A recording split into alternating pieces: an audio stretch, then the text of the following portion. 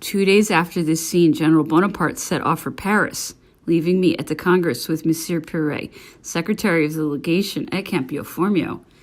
I cannot take you with me to Paris, he said. The Directory has not yet forgot your conduct on the 18th Fructidor, and this is not the fit moment for justifying yourself. I shall make you amends for this hereafter. Remain here. Write me all you hear of the diplomatic gossip. You will not easily find again the same opportunity of gaining instruction. I leave you with some of my servants, for I want people to think that I shall soon be back. His intention was not, however, to return to Rastatt. The difficulties brought in by the insinuations of Monsieur de Thuguier every moment impeded the negotiations. After 3 months' debate, nothing was agreed on as to the manner of concluding. The deputies of the powers of the Second Order in Germany, a great many members of the immediate nobility, and the numerous and rich holders of livings, sought support from the King of Prussia, who had neither the will nor the power to protect them. Convinced of the hatred of the emperor and of his resolution to sacrifice them, the great number amongst them sought another support by secret negotiations with the minister of France. My position had become difficult. I was detested by the members of the Directory and consequently mistrusted by the plenipotentiaries of the Republic. I could not mention the real motive that kept me at Rastatt. My presence at the Congress was displeasing to Messieurs Tréhard and Bonnier, and the ministers of Germany, obliged by their position to offer a kind reception to the French who resided with them, looked upon me as the representative, and finding it less painful to have a connection with an officer who enjoyed the confidence of General Bonaparte, they bestowed on me alone the attention they ought to have divided among us, and left nothing but cold ceremony for the others. Consequently, I was continually in company with Count Cobenzl and the family of Metternich. But I took care not to acquaint General Bonaparte with my new position. He approved of it, recommending me, however, to act with due discretion. I shall not repeat the particulars of what took place during 5 months in this small German town. Diplomatic prattle, debates, generally without result, grand dinners, and ennui would by no means interest the reader. However, he may possibly be glad to know what I have since learned respecting the murder of the plenipotentiaries of the Republic. These particulars were communicated to me by the Prince of Leiningen and the Count of Solms-Laubach, with whom I was very intimate. They were at Rastatt on their own business and showed in that catastrophe much courage and devotion for our unfortunate ministers. These ministers had eagerly taken advantage of the secret proceedings of the ministers of the second and third rank and several members of the nobility of Germany. In hopes of being spared if the war broke out again, they promised to side with France. These secret dealings could not escape me, as, by the situation of my apartments in the castle, I frequently met the secretaries of legation of the small princes of Germany, sneaking in at Messieurs Tréhard and Bonnier's lodging, which were not very distant from mine. When Monsieur Robert-Yot came instead of Monsieur Tréhard, those maneuvers grew still more frequent. He had filled several diplomatic missions, and his manners were more polite and attractive than those of his colleagues. Count Lerbach, a man of determined character, full of energy and a sworn enemy of France, was undoubtedly soon acquainted with the disposition of the hidden foes of Austria. The more the negotiations advanced, the more evident it appeared that the peace would not be of long standing. And the war was already secretly resolved when the news came that General Bonaparte had embarked for the East with some of the most able French generals and 30,000 of the best troops of the Republic. Count Lerbach left Rastatt a short time before the commencement of hostilities, and it can scarcely be doubted but that it was he who induced the Austrian cabinet to resolve to arrest the ministers of France. A regiment of hussars, of Schekler, a sort of pandier, recruited on the frontiers of Turkey, already surrounded Rastatt when the French ministers received an order to leave the place. The Baden commander of the town had in vain advised them to set off in the morning, that they might cross the Rhine before nightfall. Their preparations caused delay. They were encumbered with papers they wished to keep, and they were besides convinced that their sacred character of ambassadors would shelter them from insult. The day was far advanced when they departed. At a few leagues from Rastatt, they were stopped and murdered. I am persuaded that the Austrian government did not give an order for murdering them, but only for seizing their papers, while the soldiers, finding a great deal of money about them, urged by avarice and probably intoxicated, thought the best way would be to stifle their complaints by murdering them. I arrived at Paris about a month before our departure for Toulon. I shall speak hereafter of my marriage with Mademoiselle Emily Beauharnais. The preparations of the Eastern expedition had been made very secretly. The Directory had not even entrusted to their clerks the task of copying the various orders that were to be transcribed, and the secret had been so well kept that England in no way suspected our design, nor could take any means to prevent it. 14 ships of the line were assembled at Toulon. Each ship took only half the necessary number of seamen. The rest of the crews was composed of all the regiments of the army. Admiral Breeze commanded the fleet, and the officers who served under his orders, all full of ardor, had most of them already acquired reputation as clever men. Besides the fleet of Toulon, troops were embarked at Genoa, Ajaccio, and Civita Vecchia had received orders to join the fleet before its arrival at Malta. I embarked on board the frigate Artemisia, which was a sort of aide-de-camp to the admiral. The flotilla of General Desaix not having come to the rendezvous, the Artemisia was sent on discovery. General Murat joined us, and when we were not far from Malta, he obliged the captain to give him a boat, that he might go down to the outward defenses of Valletta. This was an act of imprudence. He was also guilty of another, which I shall mention because it gives an idea of the character of that general. While cruising before Malta, the only man of war the order possessed came up to us, wanting to get into the port. Murat made a signal for her to steer leeward of our frigate. This was contrary to custom. But the captain of the Maltese ship, being taken unawares and intimidated at sight of the tri-colored flag, obeyed the signal without hesitation. On his arrival, he spread the alarm, and the city, which we might have taken by surprise, was in a state of defense when we landed. On the 10th of June, the fleet at last appeared in sight of Malta. The aspect of so large a fleet, with 400 transports and a formidable army, threw the Grand Master and his council into the greatest dismay and spread confusion among the knights and inhabitants of the island. The disorder augmented, and a French knight had already been murdered by the populace of the city, when the general-in-chief sent his aide-de-camp, Junot, to summon the Grand Master to open the gates, the answer being that the government was resolved to defend the place. A part of the army landed, attacked all the small forts which defended the shore, took possession of them, and soon after invested the town. The fortifications of Lavalette consist of a ditch dug in the rock, the dimensions of which make an attack extremely difficult.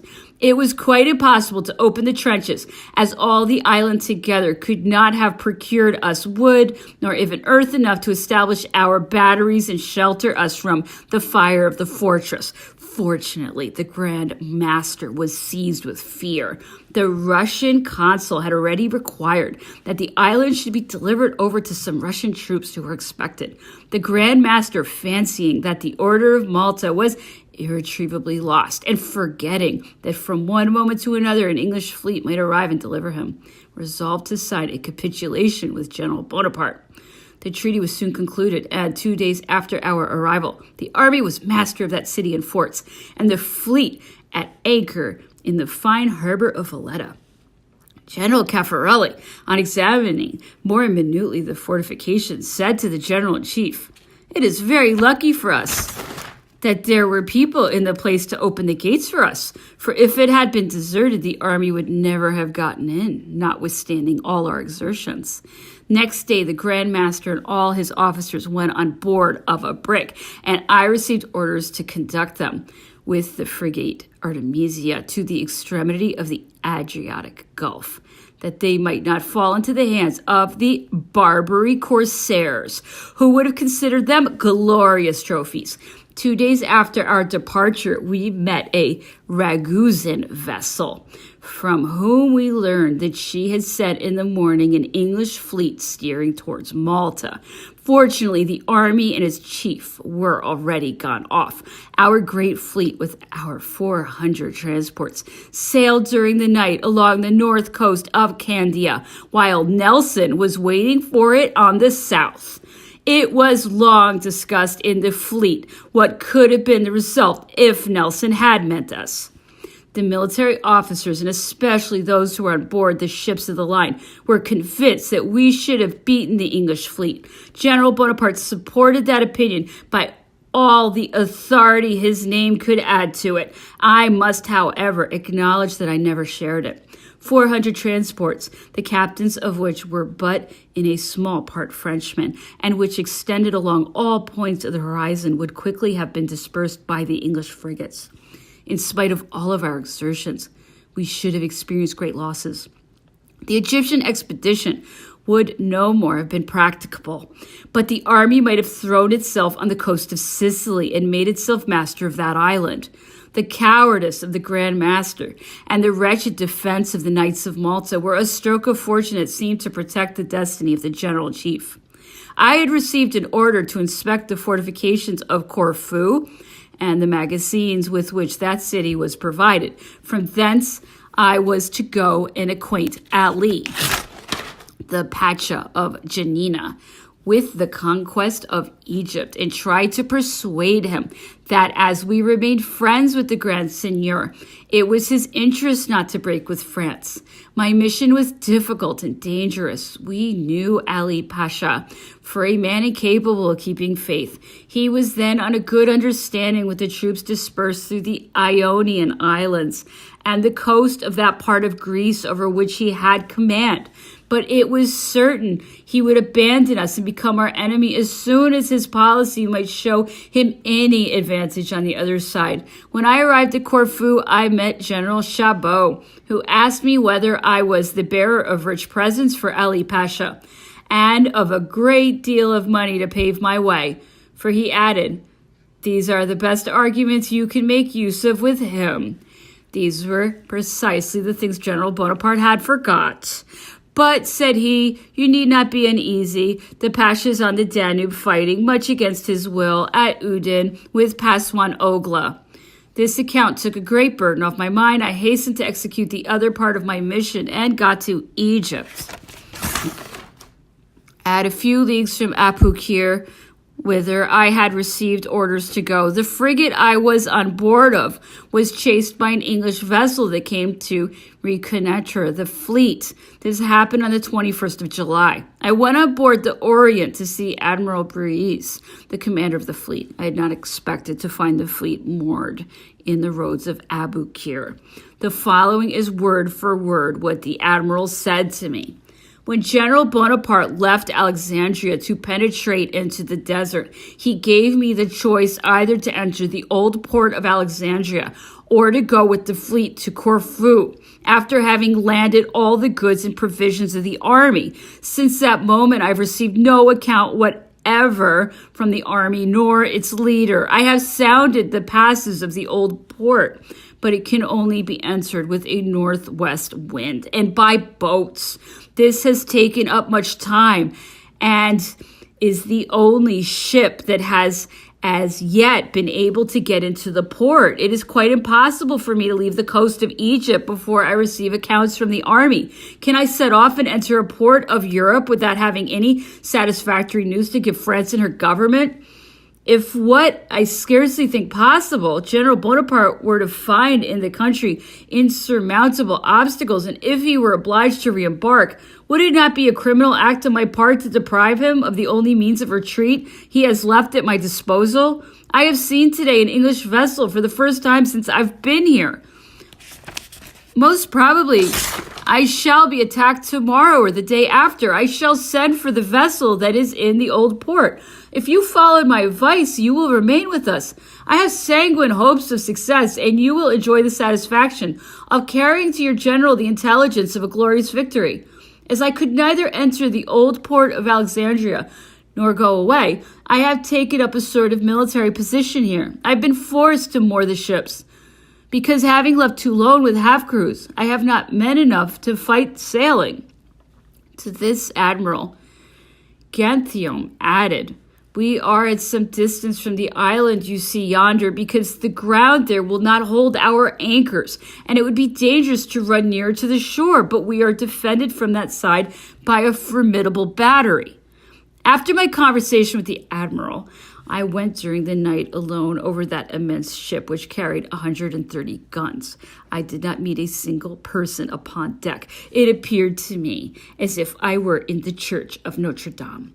A circumstance that made the solitude still more singular was that before our landing there had been 2,145 persons on board, and at that moment there were not above 600. The more I examined that vast floating citadel, the less inclined I felt to take part in the battle. In fact, I was not a sea officer, and my duty was to join my general.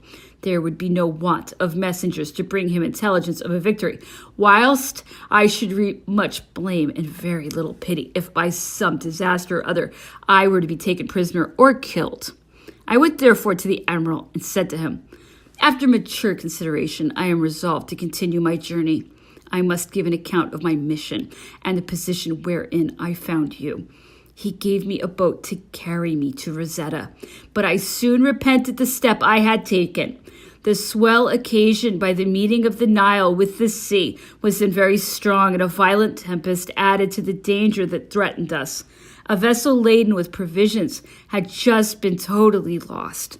Another, much larger, which was still struggling, was kind enough to throw us a rope that we might fasten the boat to her and avoid running out to sea, where we might go to the bottom or split upon the breakers. We remained 17 hours in that situation when at last, the sea growing a little less boisterous, I proposed getting forward at a quick rate so as to gain the mouth of the Nile. The sailors were not much pleased at my plan, but I was seconded by the ensign who commanded the boat and who was a young man full of energy and intrepidity. The first billow nearly submerged us. One more effort was necessary, and while the sailors, pale as death, continued rowing with vigor, one of my traveling companions, an officer in the guides, fell on his knees and began the Lord's Prayer, of which he did not omit a single word. When the danger was over, his courage returned, and ashamed of an act he could not himself comprehend, he whispered to me, I am now 38 years old, and from my 6th year, I never said a prayer in my life. I cannot conceive how I recollected that one, and I do declare that at the present moment, I should not be able to repeat a single word of it. This officer was nevertheless one of the bravest of the Egyptian army. I think he died a general of the brigade in Spain.